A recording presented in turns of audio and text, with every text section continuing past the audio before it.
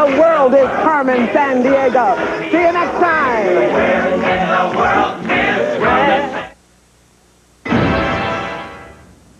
Jahan Mosley, my office right now.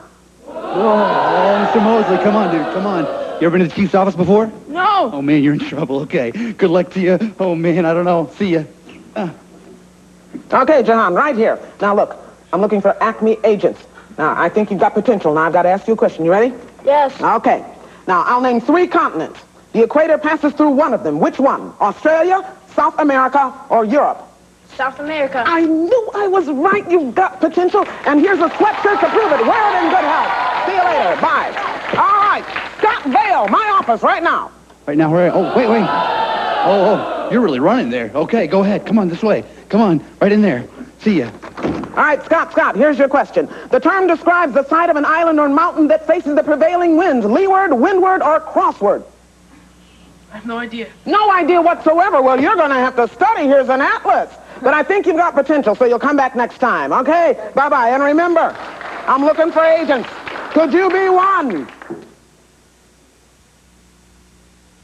This program was bankrolled by the Corporation for Public Broadcasting and by viewers like you.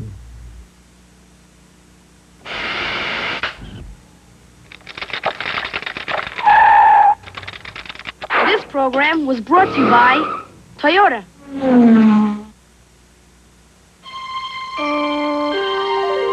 This is PBS. Next time on Travels. The call of the yellow line. Come on. The beckon of the red light. Come on. Where's your sense of spirit? Where's the pioneer in you? Look, we got a glove compartment. What more do you want? We're out of money. That's a good point. I'm John Hemingway. Join us for America with the Top Down, Part 2, next time on Travels. Watch this evening at 7, following Home Time. A film that won raves from critics. Sensitively made, The New York Times. A fascinating portrait, Miami Herald. Compelling viewing, Los Angeles Times. Lindbergh was not a simple American boy. He was a very complex man. Lindbergh, next time on The American Experience. Watch tonight at 8, following Travels. Next time on Frontline, the American Empire of Reverend Moon. Frontline investigates the extent of Moon's influence in politics and the media, and the foreign sources of his funding. Here is what disturbs me. It is the lack of knowledge of who is behind it, where the funding is coming from, and what are their ultimate objectives. The Resurrection of Reverend Moon on Frontline. Tuesday at 8 on Iowa Public Television.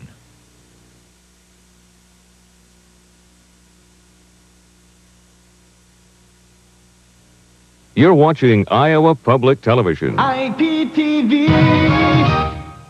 Acquisition of this program was made possible by Friends of Iowa Public Television.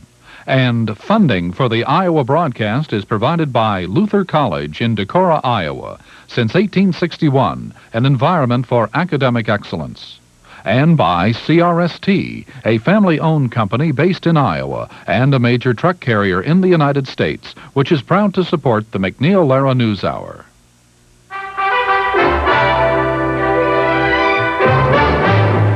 Good evening. I'm Jim Lehrer in New York. And I'm Judy Woodruff in Washington. After our summary of today's news, we'll explore where things stand in the Mideast peace process with the Israeli ambassador and the head of the Palestinian delegation. Then, how much food and money does Russia think it needs now? Charles Krause looks ahead to the upcoming aid conference in Washington. And finally, a report on the perils of advanced technology. Tom Bearden looks at the phone breakdown that snarled air traffic. Funding for the MacNeil Lehrer NewsHour has been provided by PepsiCo.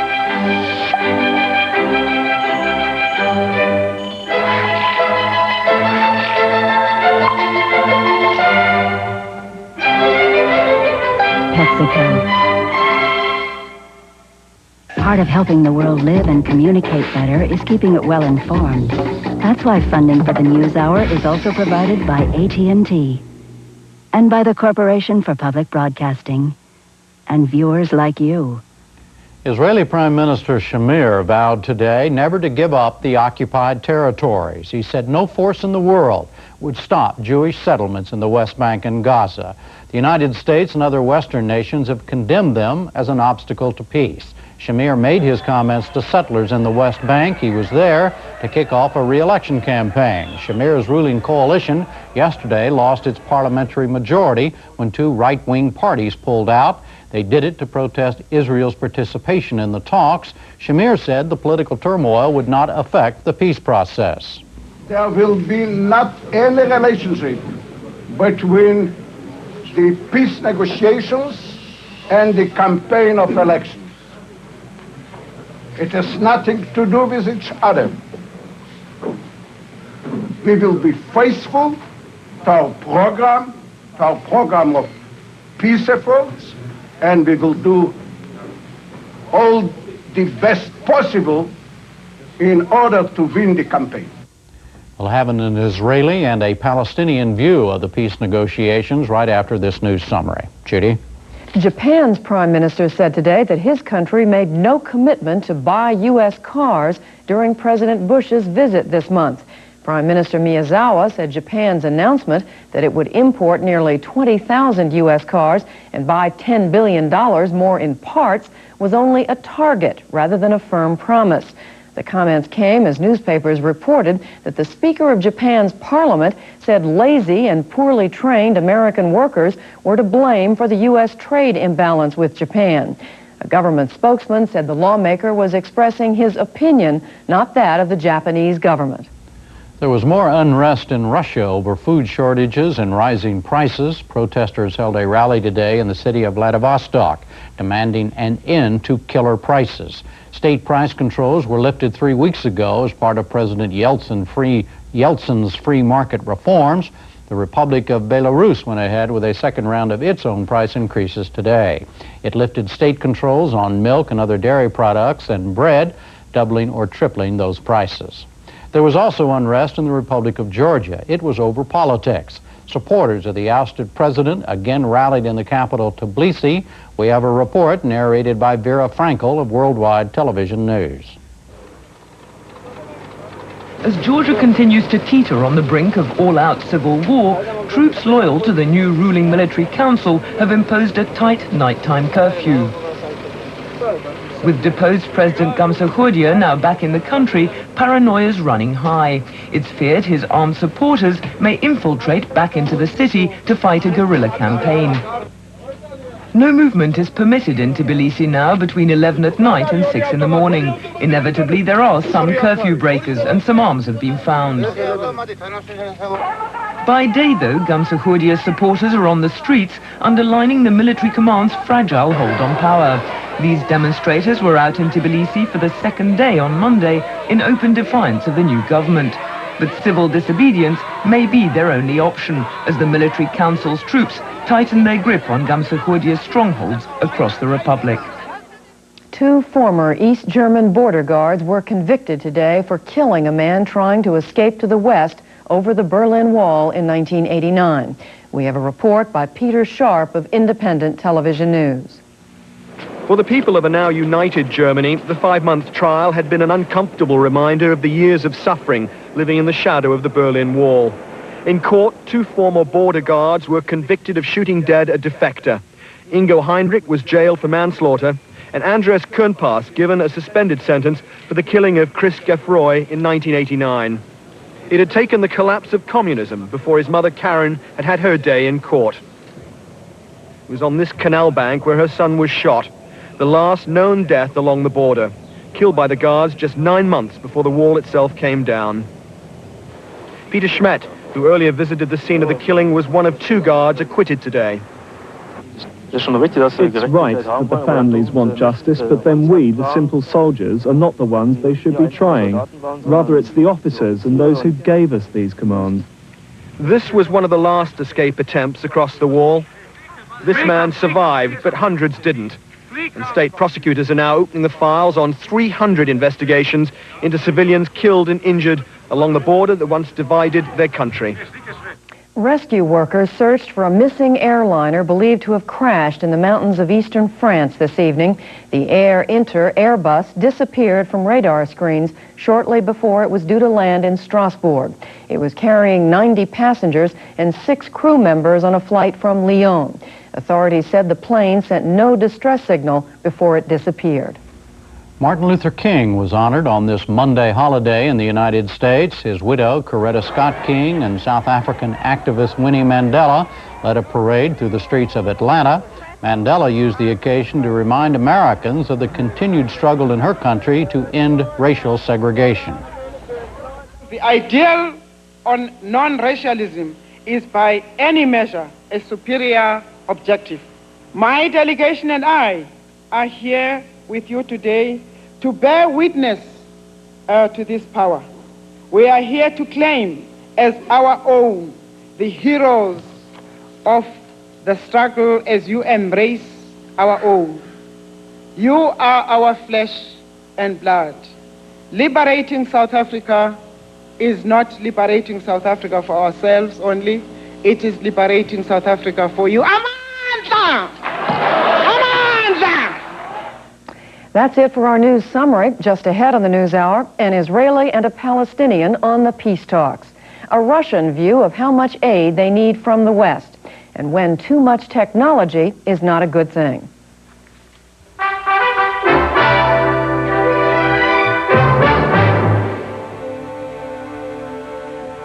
Our first focus tonight is the Middle East Peace Conference and where it's headed. Today in Israel, Prime Minister Shamir plunged into a re-election campaign, vowing to build more Jewish settlements in the occupied territories. The Bush administration contends the settlements are an obstacle to the peace negotiations.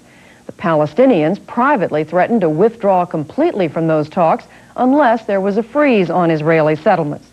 A third round of talks ended in Washington last week with no clear results and no firm date to meet again. To review where things stand now, we bring together 2 major participants. ZALMAN SHOVAL is Israel's ambassador to the United States. HAIDAR ABDUL SHAFI is the head of the Palestinian delegation, and he joins us from Chicago. First of all, Mr. Ambassador, we saw Prime Minister Shamir just a moment ago in a news clip kicking off a re-election campaign, but new elections have not been announced yet. Is that correct? Not yet, but they will probably take place in June or May. But he is going to stay in office and fight for re-election. There's no question that he's going to step down. Well, you never can say there's no question, but in all probability, he'll be the leader of the Likud and will head the list for the next elections. What exactly precipitated this? I've read several reports that indicated you had the 2 ministers from the 2 right-wing parties who were part of the ruling Likud coalition. One report said that they were angry or upset when they saw documents that indicated that had been presented to the Palestinian delegation here in Washington that in effect, these ministers said, offered autonomy to the Palestinians. Well, we are here in Washington, the delegation is here in Washington in order to negotiate with the Palestinians. And we are negotiating interim self-government arrangements, or autonomy by another name.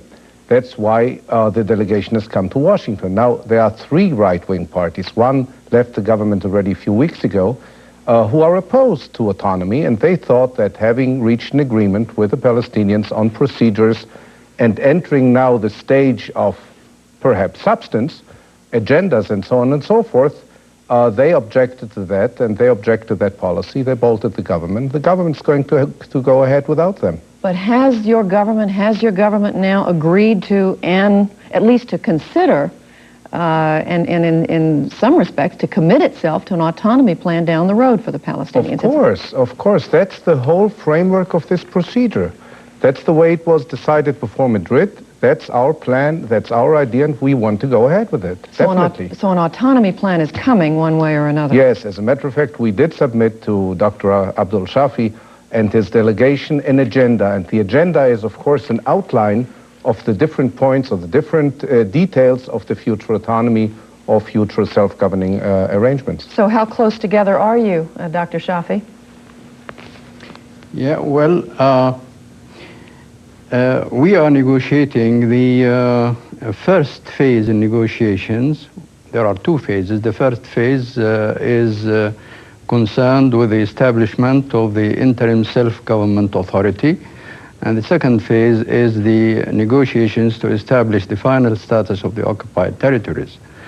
Now we have started talking substance on the 13th of this month, and we have already made some way. We have presented the Israeli delegation with an agenda and also with a model of our vision of the interim self-government authority. And how close together would you say the two sides are at this point? It's not clear yet with the two delegations there, but certainly the declaration of Mr. Shamir that we have just heard on the news, it is the same old, familiar, intransigent Israeli stance. And I would say here that everybody knows that continued settlements in the occupied territories is incompatible with the prospects of a just and stable peace. And we regret this, but it is there for everybody to see. You're referring to the Prime Minister's statement, among other things. He said today that the West Bank and the Gaza Strip were promised to Jews by God and would remain Israel's forever and ever. Is that what you're speaking of? Yes, indeed. And I think this claim by the Prime Minister that the land was promised to Jews is not true, both on historical and on even biblical aspects. Because historically, the Palestinian people are the indigenous people of the land, that they were there before Abraham set foot on Palestinian territory. And even on biblical grounds, we are as much the sons of Abraham as the Israelis are. How do you square, Mr. Ambassador, the Prime Minister's statement today that it's Israel's land forever and never and no force in the world is going to stop this, with what you just said a moment ago is Israel's intention to grant autonomy? I suppose Dr. Abdul Shafi must be thinking of a different Bible, but I don't want to go into biblical discussions. First of all, this is an election campaign, and things must be seen in the light of an election campaign with which Dr. Abdul Shafi doesn't have much experience. But to speak about the substance... What do you mean? You mean because... a leader in a democracy has to go and speak to his potential voters, and he sees what the things are which we believe in and think about, and that's the point I want to make now. We see the future of Judea and Samaria, the West Bank, as a future of Jewish-Arab coexistence, not as a future of being only theirs or only ours. So we are perfectly entitled to say, yes, in the future there will be settlements and Jews will be living there, just as we have 800,000 Arabs living in Israel. We do not see the future as cutting off that part of the country from that part of the country. We have to live together. That's, in our view, what the future of the country is. Now, there may be different opinions about that. I'm sure Dr. Abdul Shafi has a different opinion, but we have a common denominator now. I think there are some articles in his papers, there are some articles in our papers, which can be debated and discussed and negotiated, and that's advance, that's progress. Dr. Abdul Shafi, can what Prime Minister Shamir said today, among other statements that I gather Ambassador SHOVAL is saying, or we're going to be hearing over the next few months, can those statements take place and still have the progress that you talked about, the both of you talked about a moment ago? It's really extremely difficult. I must remind Mr. SHOVAL that this is not the first such statement given by the Prime Minister, that he says it's an election campaign. Mr. Shamir was making such statements repeatedly for the last 2-3 years. He was claiming all Palestinian territory and not conceding anything for the Palestinians. To me, this is only obstructs and destroys the credibility of the peace process. And I think it betrays the insincerity of Israel about establishing a just and stable peace. What about that? If we hadn't been sincere, we wouldn't be sitting across the table in Washington. We have made these proposals. We are very earnest about them, and I talked to Prime Minister Shamir just a few minutes ago on the phone. He is determined to make progress in the peace process. We will not let internal politics in Israel, the election process, interfere with our determination to make progress. So, Dr. Abdul Shafi, be certain that from our point of view, we want to make progress. I hope you will not draw any wrong conclusions from the fact that we are in an election period. We want to go on. Dr. Abdul Shafi, what's your reaction to that? Well, I want just to remind Mr. Shoval that there is, as I said, there is a second phase in negotiations, a phase of negotiations that would establish the final status of the occupied territories. That's correct. And now the final status is left to negotiations. These continued settlements in the occupied territories is preempting the final status to the benefit of Israel. It is in violation of the principle that is understood in the and agreed upon in the peace process. It is very clear and very valid that if we are talking about negotiations to determine the final status, right from now, nothing should be done to prejudice the final status to the advantage of this side or the other. And that's why we think the continued establishment of settlements is a violation of the principle of negotiations. Well, Dr. Abdul Shafi is right in saying that in 3 years from now, we're going to start talking about the permanent status. But as in our eyes, the permanent status is of Jews and Arabs living together in the country.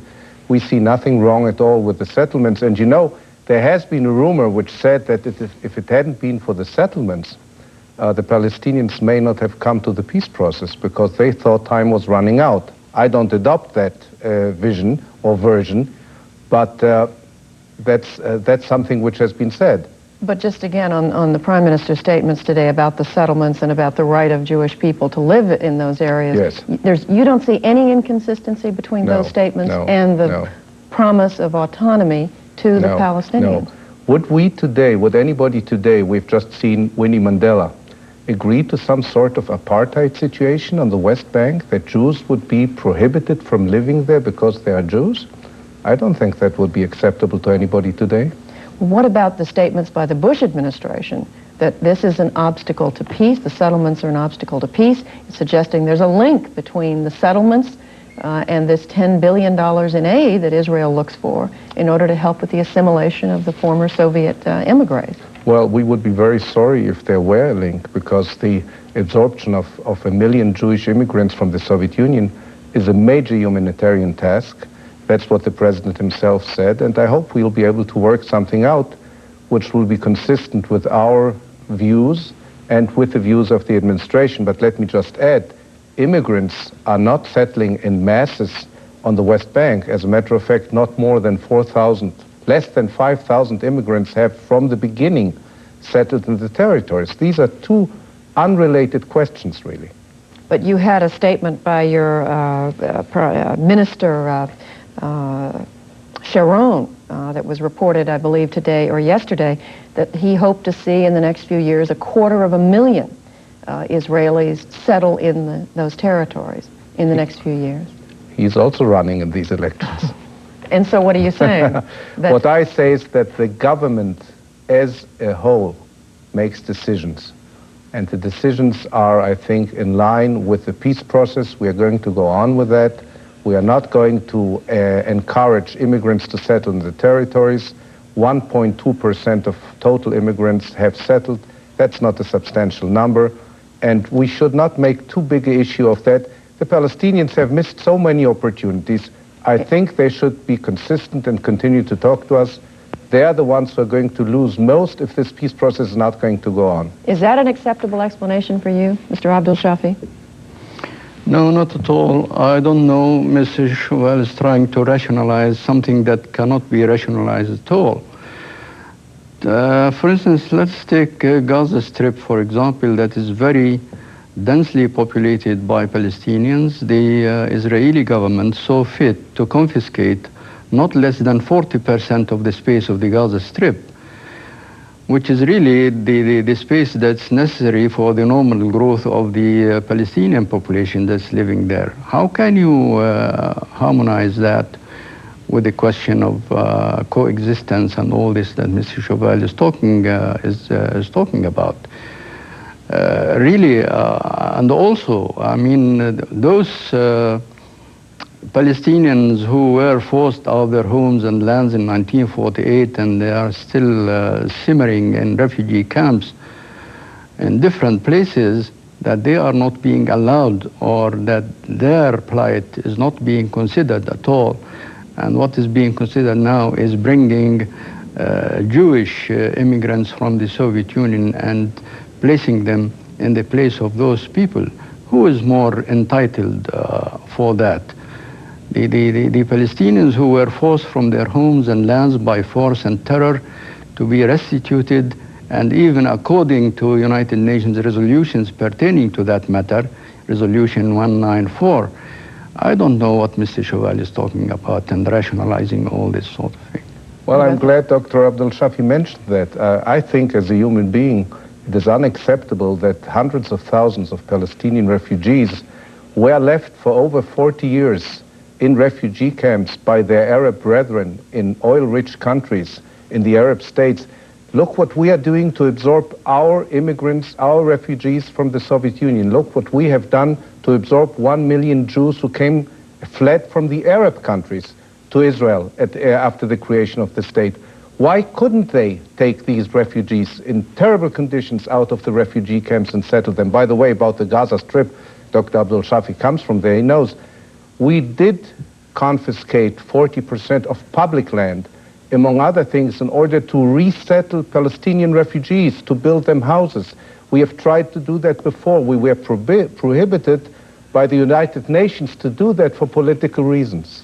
A quick response, Dr. Abdul Shafi. What about that? Public lands don't belong to an invading, to an occupying power. It belongs to the indigenous people of the land. Leave the land to its people. They will manage and do whatever is necessary for them. These claims are not, don't hold water, really. I think that it is evident, it is there.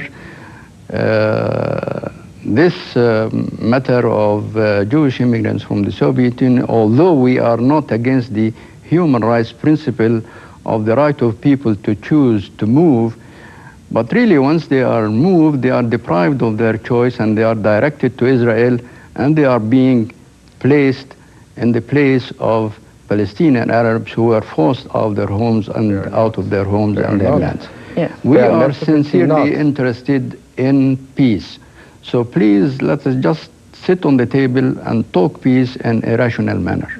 I was going to say, despite these differences, we are told that there's more progress being made between the Israelis and the Palestinians than certainly there is between the Israelis at this point and the Syrians, the Jordanians, and the Lebanese. Which just proves my point. These two peoples will have to live together, and we'll make progress in spite of the controversies. Mr. Abdul Shafi, Ambassador Chauvel, we thank you both for being with us. Thank you very much. Thank you. Jim? Still to come on the NewsHour tonight, what does Moscow need right now, and how vulnerable is the U.S. phone system?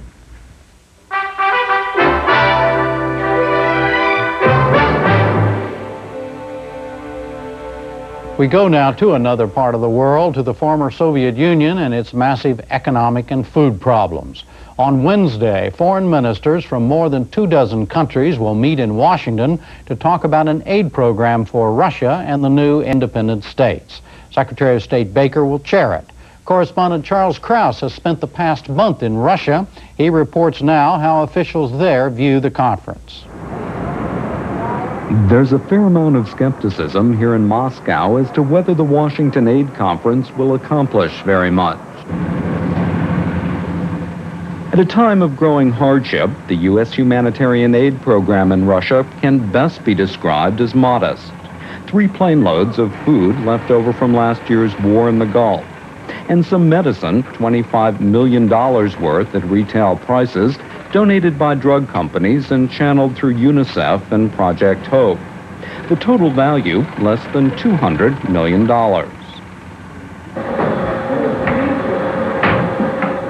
By way of contrast, the European community has already committed $500 million to Moscow and St. Petersburg alone. Butter from Ireland and Spain, pasta from Italy, meat from England, and sausage from Germany. What Russia needs is not another conference, but more food, according to Michael Emerson, the European community's ambassador to Moscow. That means, he says, a greater contribution from the United States. The U.S. could do more. I mean, maybe there are problems of financing Congress and borrowing money. Well, we all have these problems. The U.S. Is intrinsically rich enough to do more if it makes a political decision to do so. It requires a certain amount of political management, maybe, to get these financing channels organized. Sergei Stankevich, one of Yeltsin's chief political aides, is a bit more optimistic, encouraged that for the conference, the U.S. requested a detailed list of aid that's most urgently needed. It will be a list of major cities which are a zone of the main risk. It will be a list of items that are urgently needed, the most urgently needed. And it will be a plan that can guarantee safe transportation, distribution, and effective control.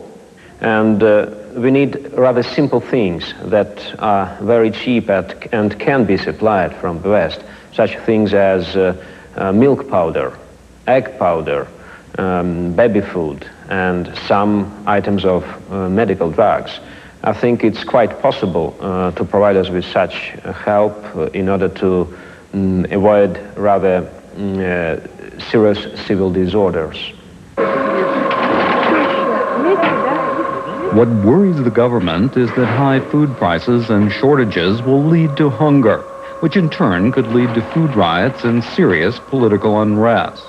Already in Moscow and other large cities, bread lines are growing longer because many Russians can no longer afford to buy vegetables or meat.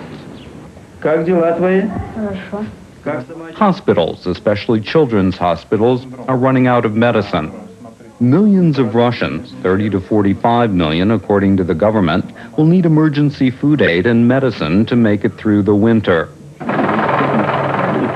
In all, the government estimates it will need $12 to $13 billion in aid this year alone to stabilize the ruble, now virtually worthless, to pay for essential imports, and to provide basic food and medicine for Russia's almost 200 million people. We asked Stankevich why the West should pay for communism's failure. For simply pragmatic reasons, I think. The West has great interest in general stability. Otherwise, this instability will influence the situation in all parts of the world. It's impossible to be isolated now. We are too interdependent. And the example of Yugoslavia, for example, proved that headache is spread throughout the world from this small region. Can you imagine how serious troubles can be if 1/6 part of the earth will be embraced by total crisis? Even if the West were to provide all that Russia needs, there are other problems getting food and medicine to those for whom it's intended. Corruption is rampant, and food aid is often stolen, then resold at kiosks scattered around Moscow. But the free market is only one problem. The U.S. and some other governments are also concerned that there are no reliable statistics, that it's difficult to determine precisely how much aid is needed and where. Distribution and accurate accounting will be high on the agenda this week in Washington. For his part, Ambassador Emerson calculates that an additional $500 million to $1 billion worth of emergency food aid would get Russia through the winter. If the conference were to have the effect that it would mobilize more resources to come in from the United States and from Japan and maybe from a few other places outside Europe, we would welcome that.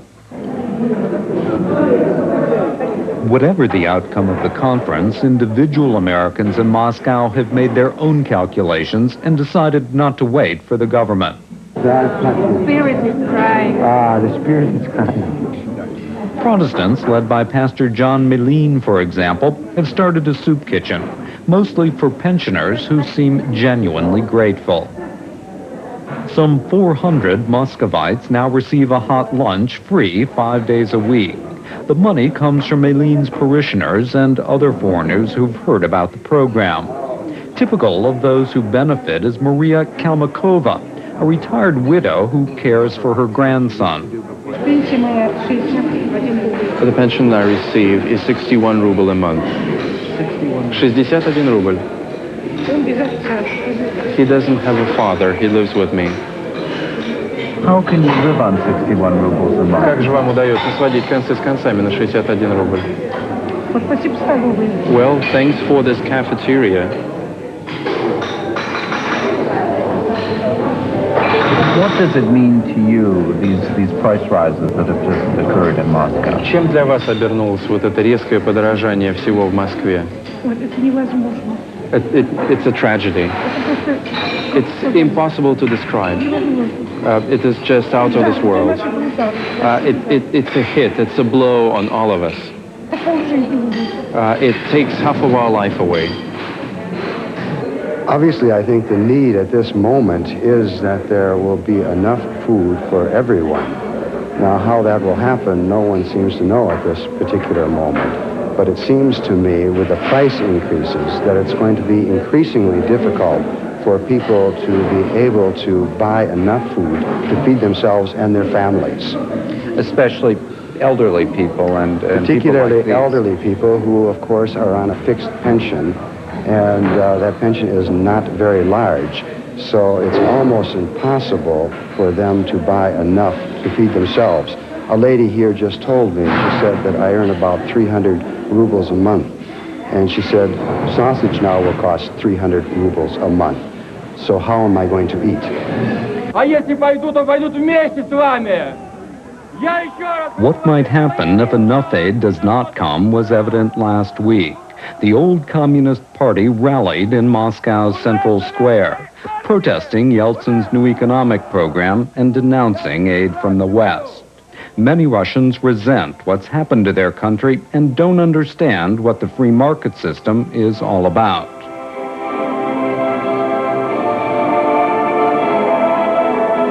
The old Soviet national anthem served as a reminder to them of the old days when the communists were in power. It might also have served as a reminder to the West of what's still left to be done.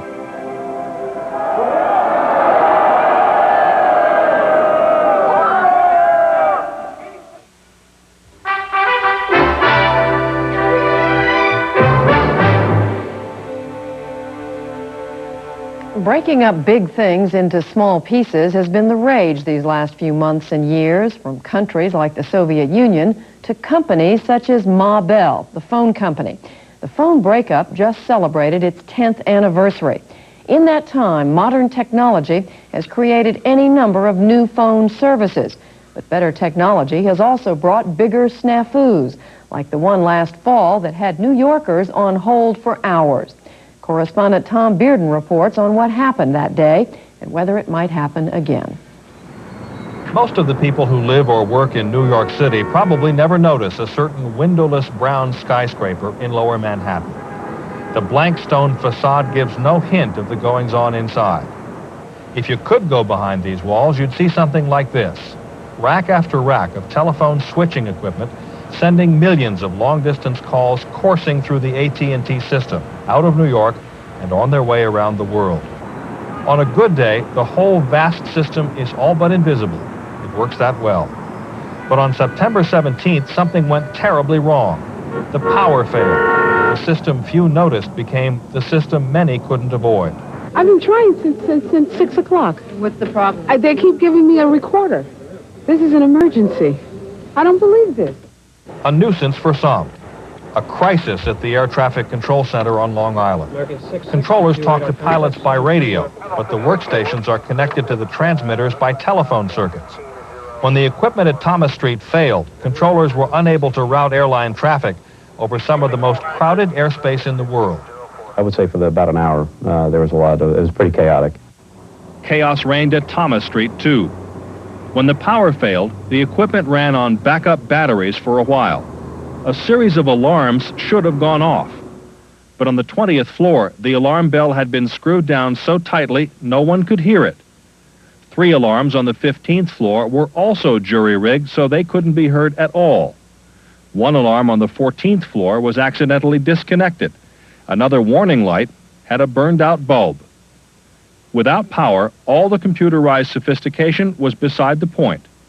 Al Graham and other AT&T workers suddenly had to reconnect relays and rectifiers by hand in order to put the building back onto outside power. That's when they found out that they couldn't get them back online without forcing that relay in the back with the 2x4, which is now the broomstick method. So you jam it closed? You jam it, yeah. It seems a rather crude solution to a high-tech problem. It's scary. It really is. You know, you're talking a lot of power. You know, and at one point, one rectifier couldn't get online. You know, it started smoking, and it's really scary. Fortunately, there were no air traffic accidents, but flights all over the Northeast were delayed, diverted, or canceled. I was supposed to be in last night at 7 o'clock, so about, what would you say, 20 hours, 24 hours? 12 hours anyway. The past few years have been bumpy ones for those of us who once might have thought we had a constitutional right to a dial tone. A 1988 fire wiped out a switching center in the Chicago suburb of Hinsdale. It took days to restore service. In 1990, half the lines on the AT&T network were disrupted by a mysterious software glitch.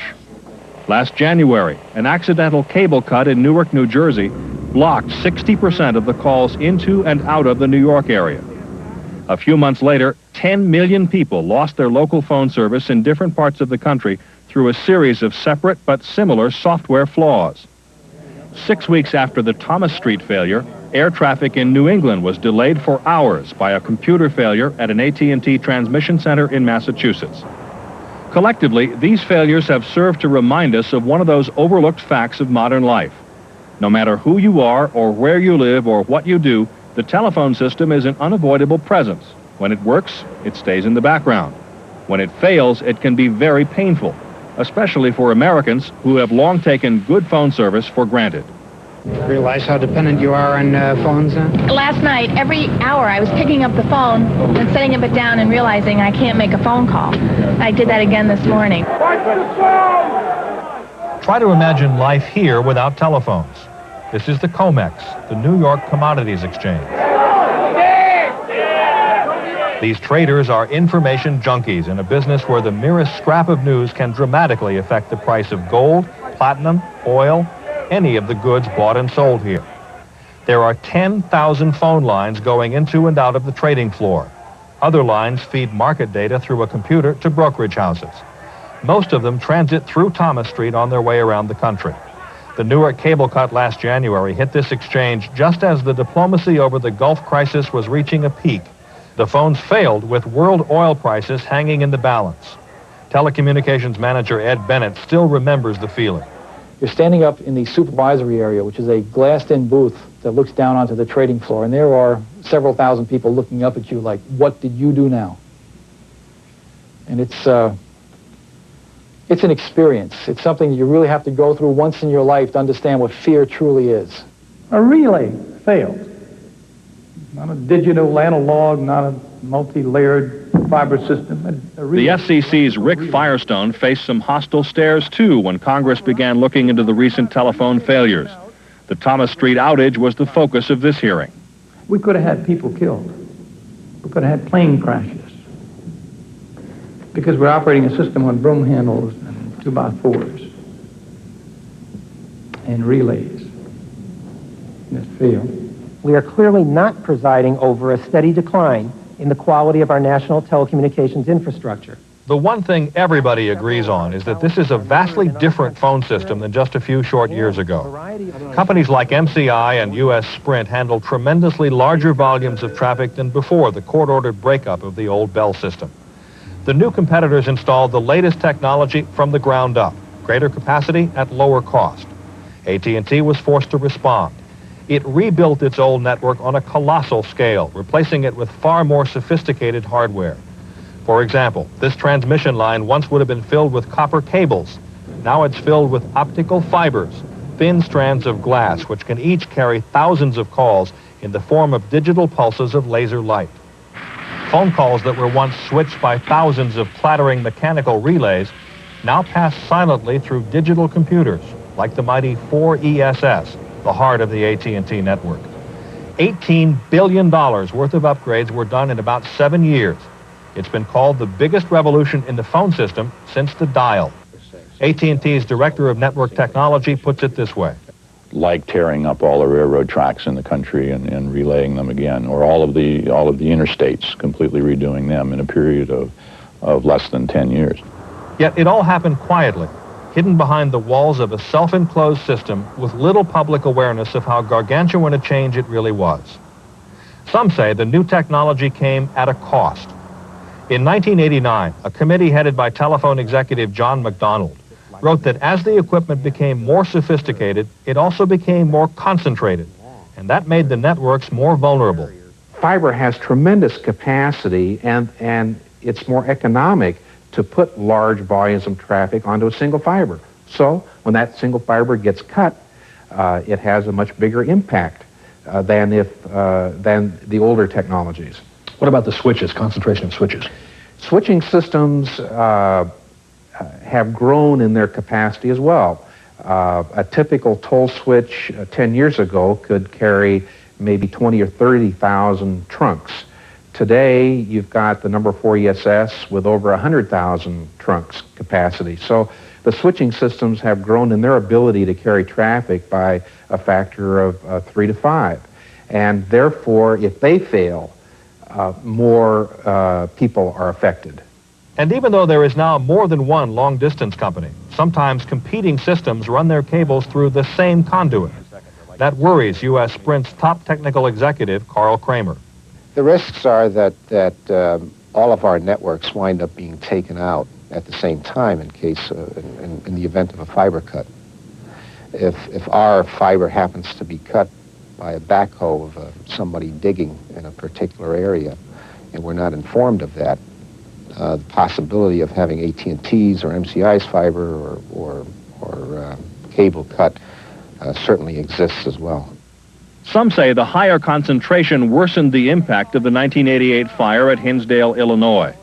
In this case, all three long-distance companies were hooked to the local phone system at the same point of presence, as it's called. That was the central office that burned. When that was lost, the whole region lost its access to long-distance service. It gave us such a vivid illustration of what not to do in telephone network design. The FCC had ordered that the bell companies all have equal access by a particular period of time. In order to do that, they had to trunk the traffic into a single place to provide this point of presence in order to meet the schedule. And that was, again, this problem that I described about massing too much traffic in one location. There's little dispute about the concentration. At MCI, for example, this digital switch does the same work as an older switch that took up twice as much floor space. Thomas Street was once filled with equipment. Many of those floors are now empty. Even so, the three computers that remain do more work than all the hardware they replaced. But does that make things more vulnerable? Yes, absolutely. And I know in the case of a recent failure in the industry that's been brought to light, I think the more of your switching capabilities, the more of your nodal capabilities that you have in one location, you leave yourself open to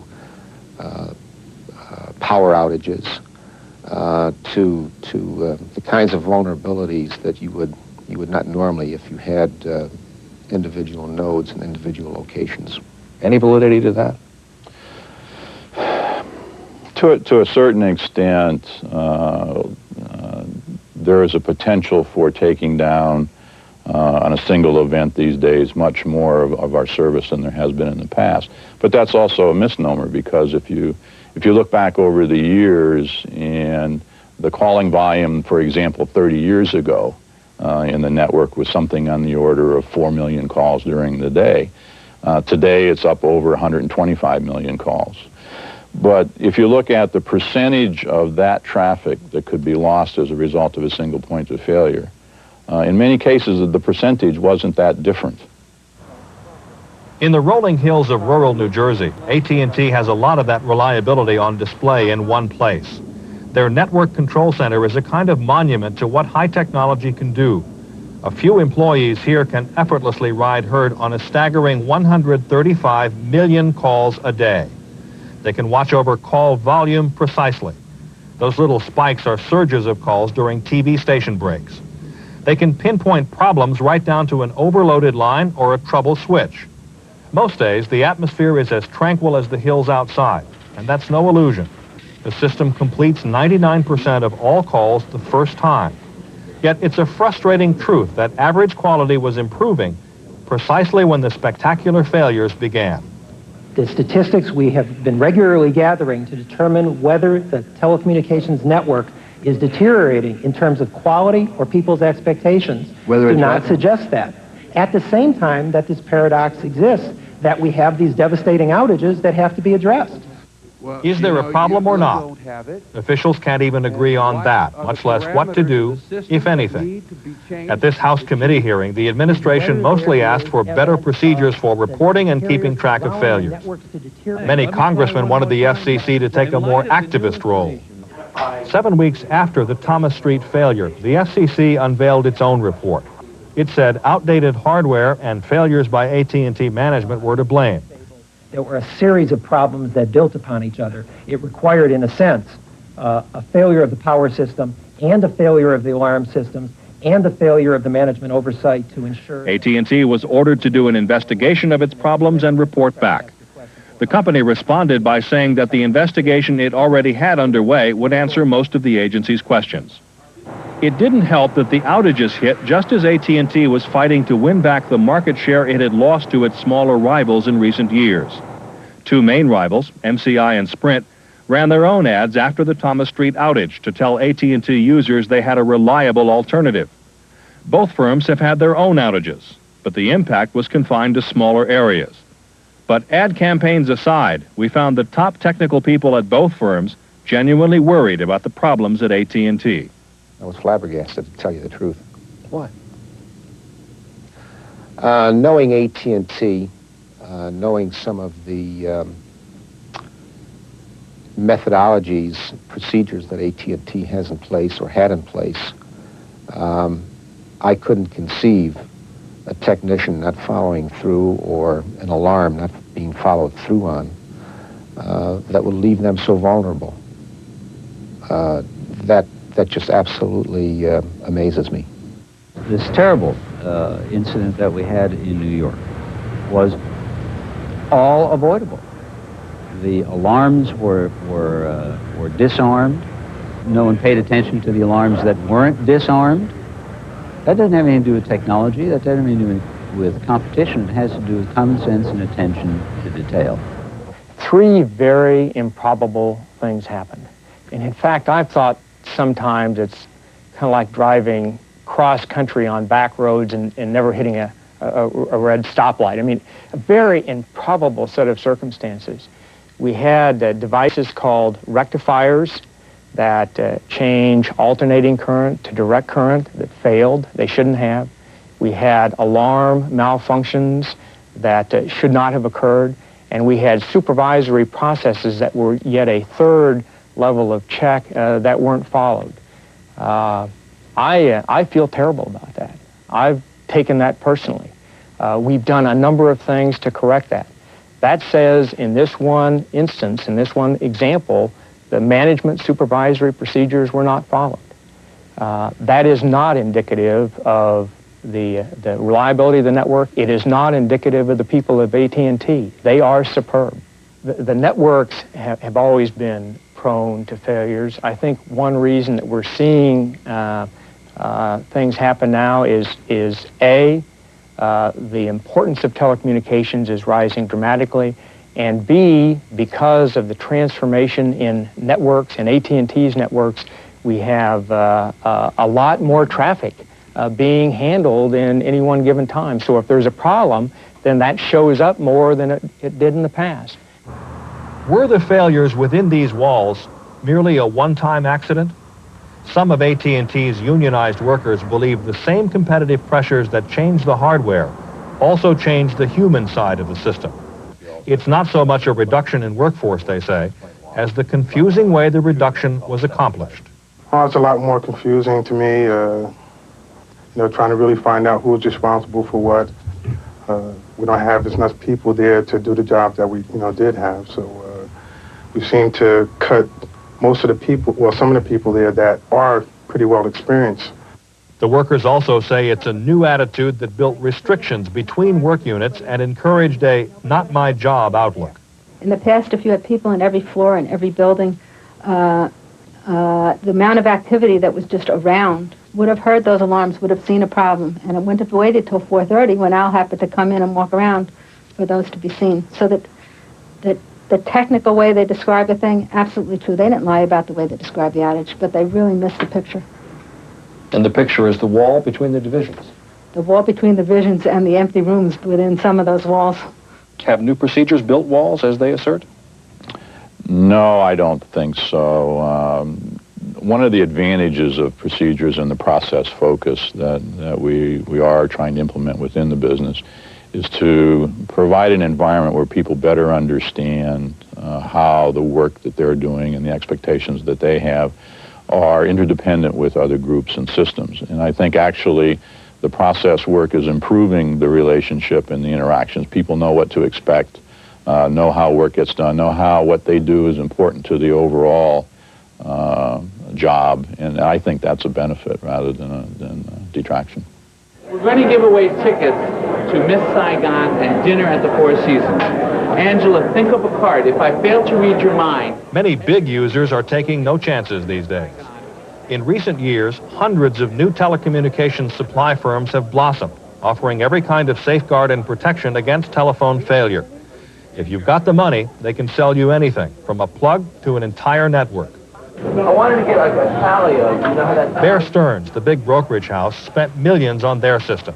It has so many backups that its managers believe it's close to foolproof. They see that as a business necessity. Quite honestly, a while ago, 20 years ago, when something did fail, it was not as critical or it didn't pose that amount of risk. Today, it's a risk technology decision. How much risk can we afford if the technology breaks?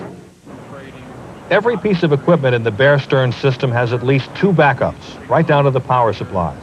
They even have their own network operation center. Here's the country, and here are the various cities throughout the country. And within New York City, we would have looked inside the city and seen one of our facilities go down. As it was transitioning through the Thomas Street facility, it would have turned red, and this device that we just saw would have rerouted the data to another place or to another path. The technology that avoided a shutdown at Bear Stearns could also have kept the FAA controllers talking to pilots the night Thomas Street failed. A new telecommunication system for the FAA had been held up by disputes within the federal government. It was finally okayed just a few days after Thomas Street. Still, there are problems that may not be solved with better rules or better technology. Some problems may actually worsen as the national telephone systems of the world become increasingly interconnected. They're beginning to act like one giant network, with all the parts subject to the flaws of all the others. There is the possibility of a failure occurring in Paris, knocking San Francisco out. And the massive outage idea has only recently been understood. And now that it's understood, we have to take steps to prevent it. And I must say that those steps are not known at this time.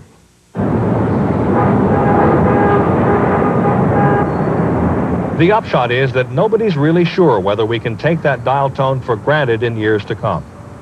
As the world becomes increasingly wired, the only certainty is that our hunger for connections will grow, and so will our dependence on and vulnerability to the complex technology and huge organizations that keep us connected.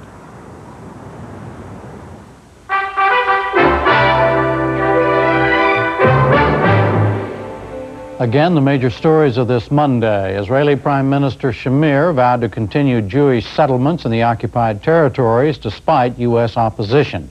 The Japanese Prime Minister said Japan made no promises to buy more U.S. cars and car parts. He said numbers announced during President Bush's visit were only a target. And tonight, French officials said they found survivors amid the wreckage of a domestic airliner. It crashed near Strasbourg this evening with 96 people on board. As many as a dozen people reportedly survived. Good night, Judy. Good night, Jim. That's our news hour for tonight. We'll be back tomorrow night with a look at efforts to control America's spiraling murder rate. I'm Judy Woodruff. Thank you and good night. Part of helping the world live and communicate better is keeping it well informed. That's why funding for the MacNeil-Lehrer NewsHour is provided by AT&T and by PepsiCo.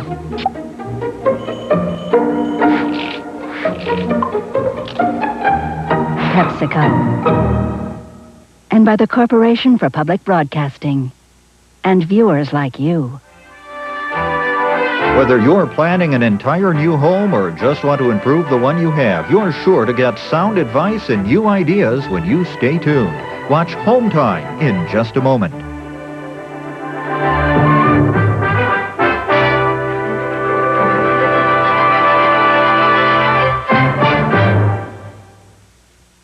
Video cassettes of the MacNeil-Lehrer NewsHour are available from PBS Video. Call 1-800-328-PBS-1.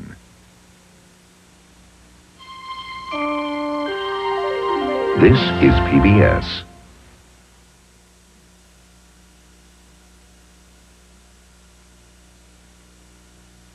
Acquisition of this program was made possible by Friends of Iowa Public Television.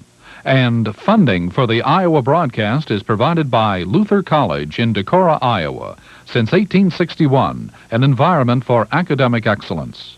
And by CRST, a family-owned company based in Iowa and a major truck carrier in the United States, which is proud to support the MacNeil-Lehrer NewsHour.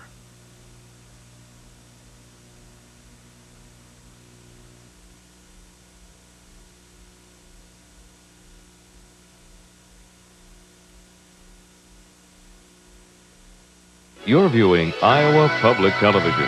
Enjoy more TV worth watching tonight.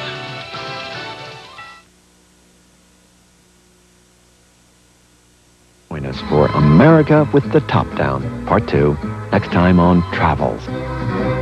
Watch this evening at 7, following Home Time. With descriptive